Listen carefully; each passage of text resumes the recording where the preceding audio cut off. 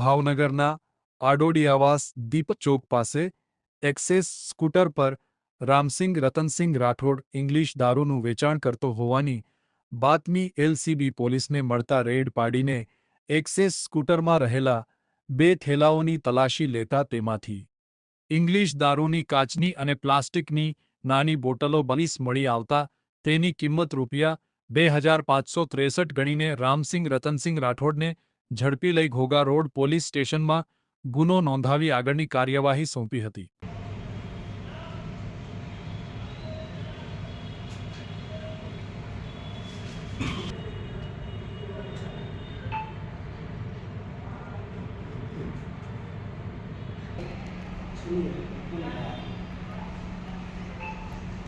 That's her.